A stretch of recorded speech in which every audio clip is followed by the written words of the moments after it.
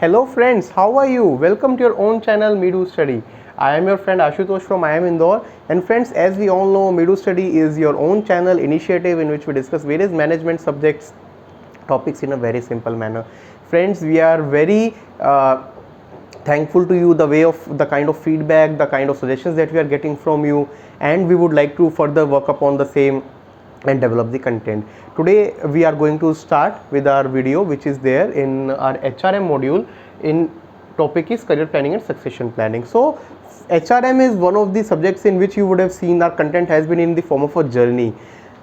We did about what is human resource management, what is human resource planning, then we discussed about how to plan for that, we discussed about recruitment selection, JDJS, then when a person joins about his induction orientation, then we discussed about persons what kind of training development can be given, human resource development, how is there. So all that now leads to next part, which is career planning and succession planning. And in our last video we have already started this topic and we have in a way done about it. We have discussed what career planning is all about. So my friends who have not seen previous video, please see our video number 17 in the playlist so that you can get an initial idea of what career planning is all about. You can understand that there is complete definition of career planning, objectives of career planning, goals of career planning, which are there in previous video. Today we will continue, we will discuss about the process, merits, demerits, and then move to the second part, which is, my dear friends, succession planning. So let us start. Process of career planning. So career planning is a 5-step process. It starts with performing self-assessment.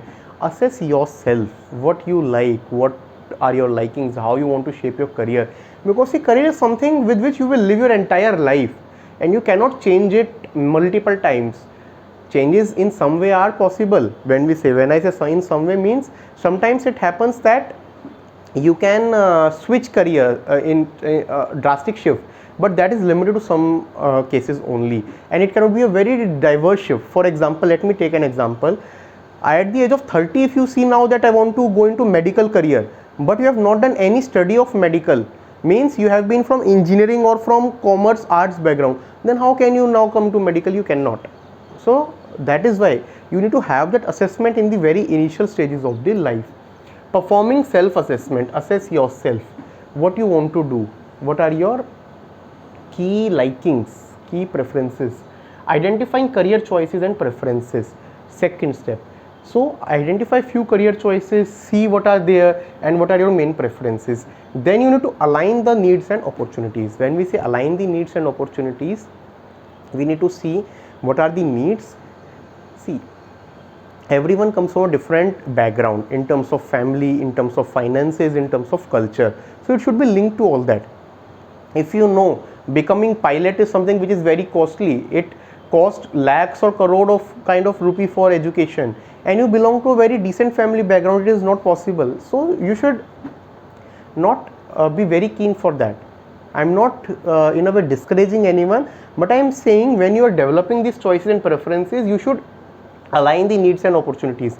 Then formulate the action plan. When we say formulate the action plan, how will you go about it? So formulating action plan, if you have decided you want to be a doctor, you need to then study medical. To study medical, you need to get that medical seat. How to get that medical seat? We can get that medical seat if you study for it. It can be self-study, coaching, that is your choice, but we are developing an action plan. Then we evaluate the process. When we say evaluate the process, how this overall process has been. Next, merits of career planning. So merits of career planning, why it is advantageous, why it is beneficial. Career planning provides individual with knowledge about available career opportunities and their priorities.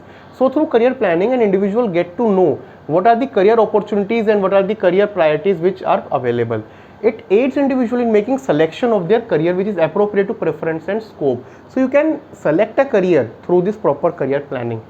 It helps an organization in identifying a talented and competent pool of employee who can be promoted to next level in the organization. So you get a talented and competent pool of employee.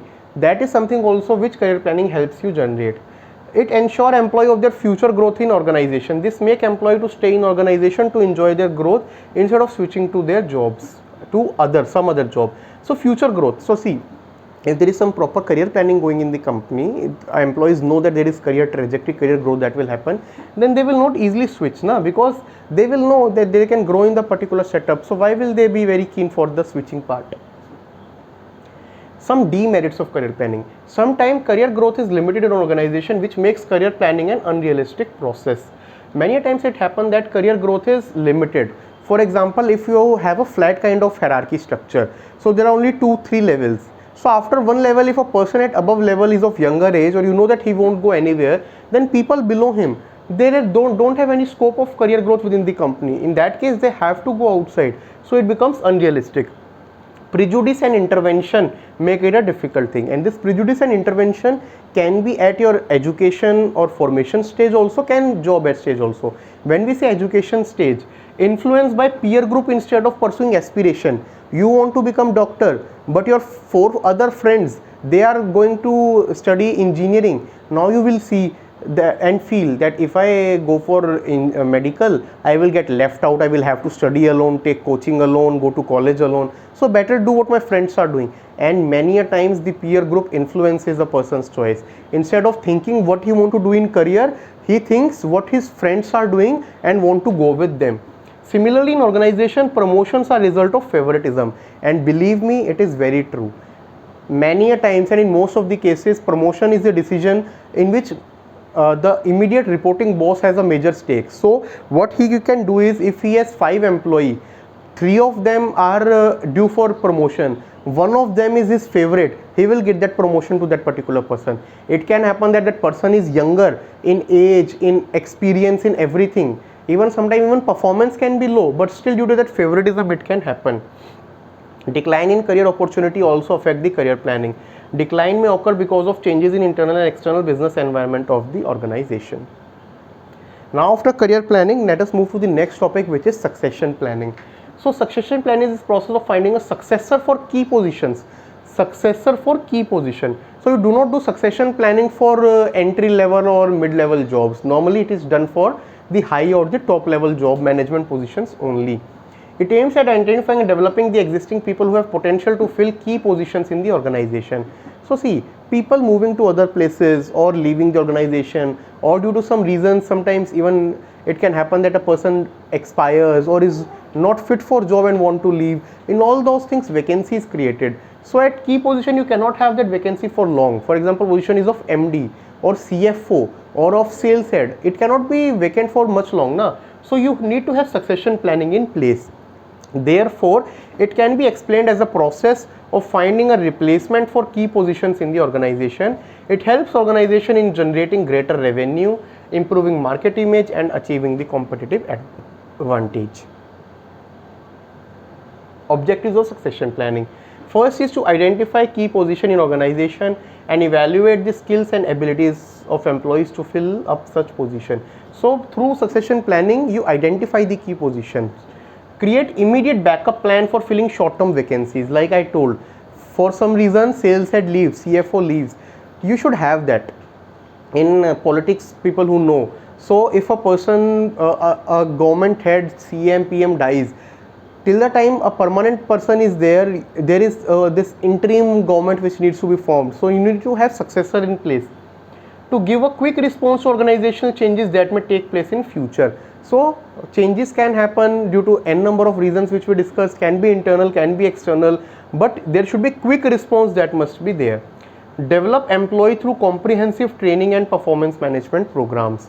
So you need to develop employees through proper training, proper development, and that is again one of the objectives of succession planning. For example, for sales head, who will be the choice? Next in hierarchy, the zonal or regional head. You have 5 regional heads. So you create a sense of competition amongst them.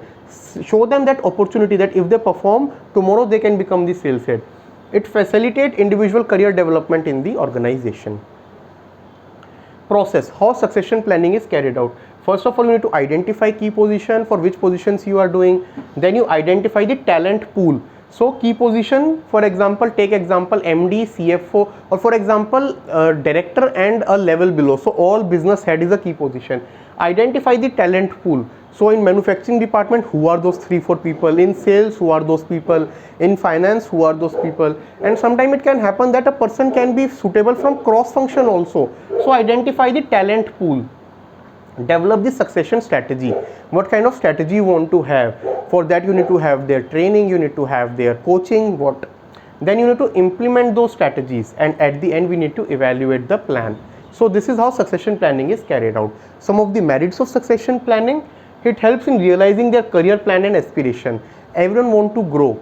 Person who is managing a district want to manage a state, who is managing a state want to manage a region, who is managing a region wants to manage the nation. So you need to develop that career plan and aspiration in the people. Succession plans help in developing a pool of qualified and experienced people within the organization.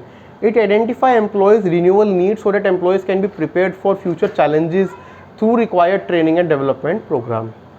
It enables successor to respond to rapid changes in the organization. These are some of the merits of succession planning. Next are what are the demerits. It may lead to appointment of wrong successor which may adversely affect.